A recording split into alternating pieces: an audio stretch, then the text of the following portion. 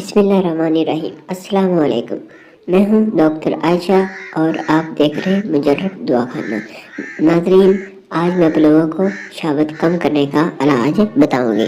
سب سے پہلے تو ہمیں اللہ تعالیٰ سے اس برے کام سے توبہ کرنی چاہیے کہ اللہ آج میں توبہ کرتا ہوں کہ اب میں یہ برا کام نہیں کروں گا۔ یہ ایسا برا اور گھٹیا فعل ہے جو نہ صرف انسان کی یہ دنیاوی زندگی بلکہ دنیاوی زندگی کے ساتھ ساتھ انسان کی جو آخرت ہے وہ بھی برباد کر دیتا ہے، اور یہ آدمی کو نہ صرف اس دنیا میں ذلیل کرتا ہے بلکہ آخرت میں بھی یہ ذلیل کرتا ہے۔ یہ بیماری ہے، یہ انسان کو شادی کے قابل نہیں رہنے دیتی، یعنی انسان شادی کے قابل ہی نہیں رہتا۔ جو بھی انسان کے اندر، انسان کے جسم کے اندر طاقتیں اور قوتیں ہوتی ہیں، یہ بیماری ایسی غلیظ ہے کہ ساری قوتیں اور طاقتیں انسان سے چھین لیتی ہیں، اور ایسے انسان کی معاشرے میں بھی کوئی ویلیو اور قدر و قیمت نہیں ہوتی۔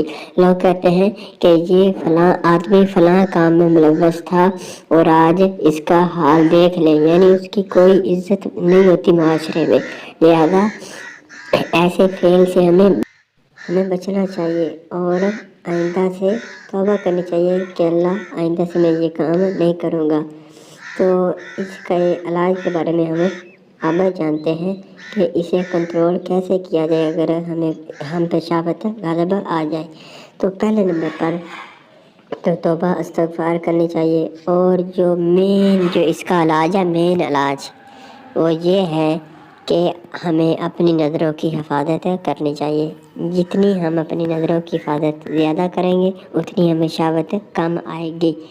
اور اللہ قرآن کے اندر بھی کہتا ہے کہ تم اپنی نظروں کو نیچے رکھو جب بھی آپ بازار میں نکلو، یعنی آپ نظروں کی حفاظت کرو، آپ کی شرمگاہ کی حفاظت میں کروں گا۔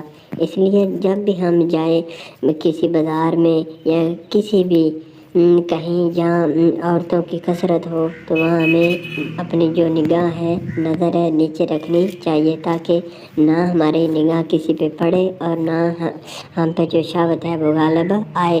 اس جو شہوت پہ اصل جو کردار ہے نا، وہ اصل کردار ہماری نظروں کا ہے، یعنی ہم اپنی نظروں کی حفاظت نہیں کرتے۔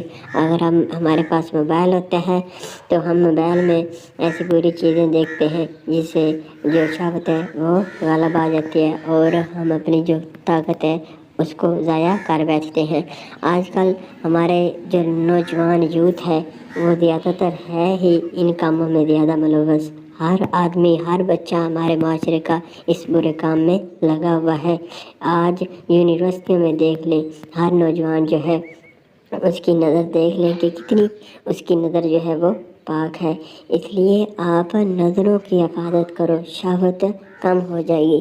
اور یہ دوسرا طریقہ ہے کہ کئی لوگ مجھ سے پوچھتے ہیں کہ ڈاکٹر صاحبہ، میں جب بھی اکیلا ہوتا ہوں، اگر کوئی موبائل میں چیز دیکھ رہا تھا تو مجھے شہوت جو ہے وہ آ جاتی ہے اور میں اپنی طاقت ضائع کر لیتا ہوں۔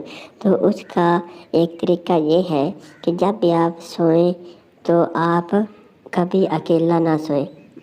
جہاں آپ کے گھر والے یعنی زیادہ افراد جہاں سوتے ہوں وہاں آپ سوئیں، تاکہ اگر آپ اکیلے ہوں گے تو آپ اپنی طاقت ضائع کریں گے۔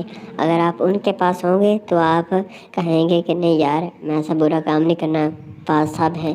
آپ ایسا کبھی بھی نہیں نا سب کے سامنے کرتے۔